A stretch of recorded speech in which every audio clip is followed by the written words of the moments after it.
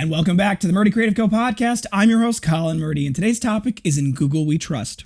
But first, I want to say thank you to everyone who's supported the company so far. If you haven't got a chance, go check us out on the web at murdycreative.co. That's MURDY creative.co. Or you can check us out on Facebook and Instagram by searching at murdycreative.co to see the best of our product shots. Follow us to keep up to date with our daily photos and be the first one to know about new product launches. You can also use the subscribe button at the bottom of our website to be included on all of our new product announcements. Be sure to check out our laser engraving, personalization options, and exclusive colors on our website, or you can get a blank one on Amazon Prime.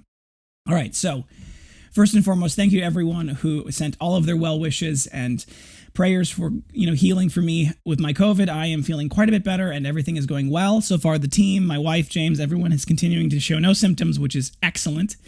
So that's great. I'm really appreciative of that. Today's topic actually came because this is something we're dealing with right now. It is, it's a tricky one, and there's a lot of pieces to it that matter. So for those of you who are older than I and can remember a time before the internet, in the history of the internet was a time where there wasn't a good way to find things unless you had a specific URL. And obviously, if you can imagine, that would lead to URLs being really valuable real estate, which was part of the .com bubble, right? Pets.com was an incredibly valuable URL because if you don't have a way to index and search the internet of sites, people are going to go to pets.com to search for pet things because that's the only thing that's what they can think of, right? Then Google came around. And there's been other search engines, and there are a lot of other search engines. I shouldn't discount them. There's places like, obviously, big ones like Bing and Yahoo, but then there's also smaller ones like DuckDuckGo and some of those. And each one of them has kind of their own algorithm and serves their own niche. But I think we can all agree that Google is king in this world. Google has the most traffic, and it's not close. So when you look at the world of business being found in the great wide world web, there is a very real problem of being on Google's radar. And this is obviously a very heated topic in the world today about, does Google censor specific people? Does Google, intentionally using their algorithms suppress certain kinds of speech or certain types of speakers? And I think that's something that is, I'm not going to touch that particularly, but that is, but that ties into the world that we're talking about today, which is if you can get ranked well on Google, that's a huge deal. That's a huge deal. Being on that first page of Google is massively important. And so small businesses like mine are always pushing for that top slot, not even that top slot, that first page. Even that can be a huge boost. So I had been reached out to by Wix, and they said, we want to feature you on our SEO page. And I was genuinely surprised by this because I have barely touched any SEO stuff.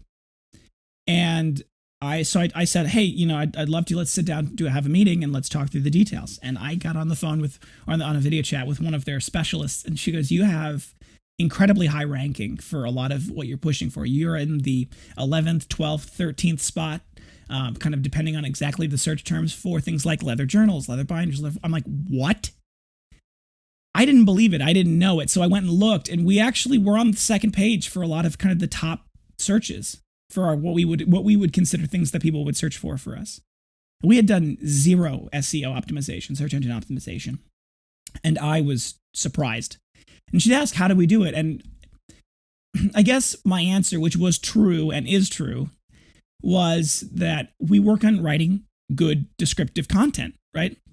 We work on writing good writing out of the paragraph that goes into the product. And so because of that, Google, in its ever-changing algorithm, indexes our site, and naturally the keywords that are the important ones are in the content and in the body of the content itself. So that leads to people finding the results being meaningful, right? That's how people find it. And when you think about that, that's actually really a key thing. So the way the algorithm works, and it's not published, there's no way to find the algorithm, it's constantly changing. So this is the way we think the algorithm works. This is the best we know of the algorithm.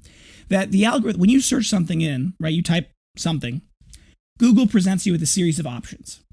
What you pick of those options actually genuinely reflects on what the next person's menu will be shown.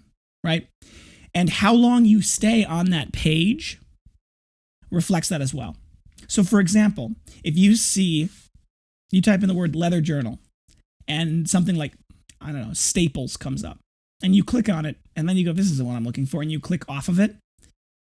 That's called a high bounce rate. And that means that there are people like that for the algorithm looks at what you did and says, that's probably not a good result for that search.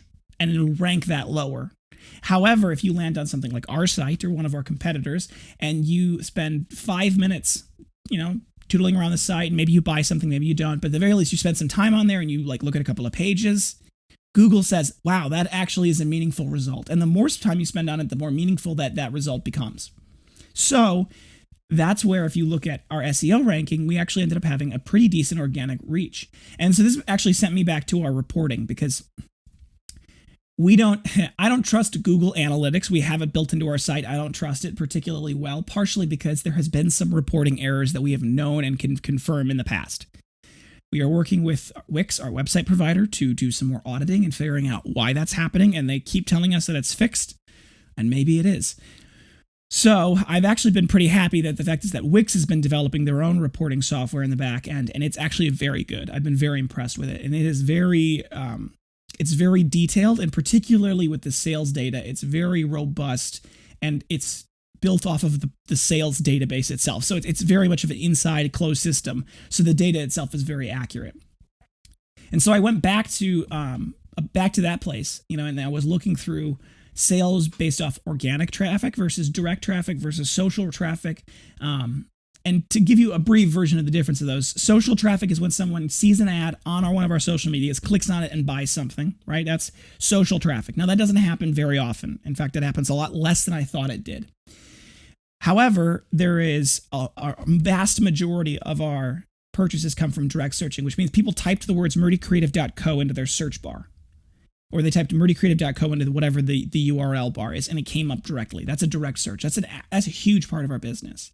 And then there's a large part of our business that is organic. And I didn't actually realize that, but there's a good percentage of our business that is organic searching, where people search leather journals on Google and they find us and they buy stuff from us, right?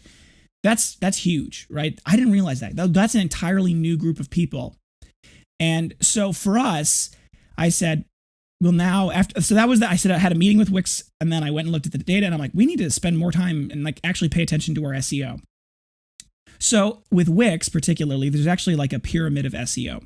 There's the stuff you can do on the dashboard in Wix that's kind of like overall generic site SEO stuff, right? It's pick 5 keywords. They have a checklist of things that you can run through to kind of help make things better. That was the first step. And then the next step, obviously, is making sure you can actually tweak the individual page in the Google response. So you can specifically tell Google what to show for the top line, and then for the content, like that first couple of words that you see in the search. You can specifically do that for each page. You can do that for each product on the individual product pages. And you can do that for all of the images. Like, those are the various layers in the pyramid of SEO. So obviously we're working from top down. We did all of the big stuff on the top of the website, and we worked our way down, and we started to work on the main pages to make sure that content's good. And in this process, I actually went and I wanted to find a tool that could help us do some kind of comparison of our competitors, of just generic keywords, what recommended keywords were. And I found this tool called Alexa. It's a very big tool, and it's very expensive. But during our free trial, we've been spending a lot of time doing a lot of the analysis, and we've been finding places where we might be competitive. Because the problem with places, particularly like Google, is that you're competing against a lot of big names and a lot of people who have a lot of money to spend. Right? So there are certain keywords that you're not going to win, because there's too many big names that already have established presences in those keywords. However, they can't establish good presences on all of the keywords. So for example, leather journal is a very competitive keyword. There's a lot of people competing for that keyword. Leather journals with an S is not. So we've been working on crafting a lot of our keywords to fit some of those ones where the keywords are similar but may not be quite as competitive. And a lot of what that means is that as we become more and more highly ranked for those keywords, and as more and more people find those keywords and then find us through those keywords, Google actually continues to boost our reputation. We become far more valuable, and then we can become competitive in those major keywords. So that was the thing. We found the tool, and it's been very helpful for us to kind of do a little bit of an analysis and find what keywords are kind of the best ones. And we've been slowly but surely working on each page. And it was something as simple as I figured out that our header, our H1 tag, right? The header 1 tag, that's like the first thing that one of the first things Google catalyzed was like the words in our footer. So I'm like, that needs, so there were some things like that where I'm like, okay, so I go to each page, make sure the H1 tag is exactly what I want it to be. And then those are like things that we've been able to do to kind of tighten up our SEO, right? And this is all part of the process of tightening up our company's internal workings as we move forward, right? And trying to make the processes, the internal processes just better and better and better so that we can yield better results as we move forward and as we grow. So we ended up doing a lot of this big push with our SEO, and we've been doing a big, big overhaul of our images to make sure that the images themselves have keywords tied to them, have names that are relevant, so that theoretically those people who type in leather journals and go by images and search and shop via what they see, which is actually, I've done that before, and I think a lot of people do that. Our images may come up as options, and they can click on them and come to our website.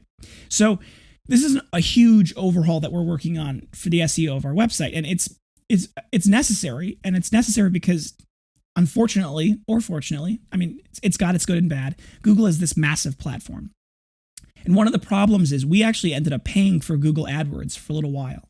We've tried that probably 3 or 4 times now, where we've set a budget and we've said these are the keywords that we think we're going to be competitive on, and we let Google kind of expand upon that, and we say this is our ad. It's normally pretty generic. Just promote the website, right? We're gonna pay for keyword. We're gonna be paid to be listed at the top of certain keywords. And every time it's been like $3 a click, right? It's like it's exorbitantly expensive compared to our social media and what we pay for the social media leads. So while I think there is a place for Google AdWords and paying for those keyword advertisements, I think for us right now, where we're at and what we're doing, I definitely want us to focus more on saying, how can we get to that first page? Because right now, for a lot of these searches, we're on the second page, right? We're close, but we're not there yet. So I'm worried that the massive overhaul to the SEO we just did, I'm worried that it's going to push us back quite a ways, and I think it might. However, we are going to keep working, and I think this improvement is going to lead to better long-term success, and that's all we can hope for. So for those of you who are looking to help, type in leather journals or refillable leather journals and search through the first couple of pages from Google till you find us, and go click on us, and that'll help, right? Those little things mean a lot.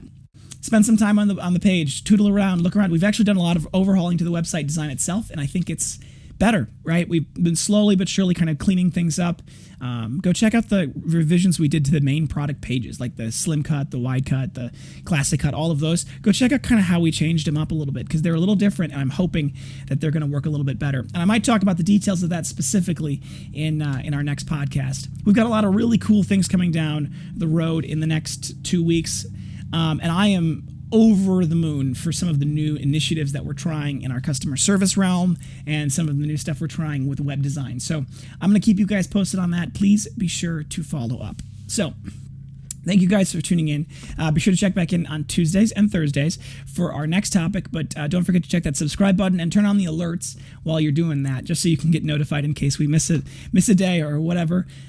If you have any questions or concerns about your leather binder, journal, folio, mask, accessory, any of the things we sell, feel free to reach out to us on the main page of our website at Murdy Creative Co. You can also contact us via Instagram or Facebook. You can text, email, call, direct message, all the usuals. I'll do my best to get back to you as soon as possible, but I do appreciate your patience. If you think we deserve it, a good review can go a long way to help us grow our new community. So leave a good review on the podcast, whatever you're listening on. I do read those. I do love those. And also, if you want to leave a review on the product you received, go to murdycreative.co on Facebook. Facebook.com/murdycreative.co. On the left-hand side, there's a reviews button. You click on the reviews. It says, do you recommend the Murdy Creative Company? You click yes, and you can write your review. You can also read all of the amazing reviews that we have, and it's always encouraging for us. We love reading those. So definitely go leave us a review. But definitely tell your friends. Word of mouth is still the best form of advertising, so any of that sharing that you can do with people really does help us. If you have any podcast topics you want to hear more about, send them my way. I'm always happy to engage with our growing community, and I want to give you guys what you want. So send me an email, send us a message, whatever. If you've got a podcast topic, I am thrilled to talk about just about anything. So if you're looking for multiple binders, journals, folios, masks, anything, for gifts, giveaways, menus, really any reason, ask about our bulk discounts. We do have those available. Thank you so much for tuning in. Have a great day, and goodbye.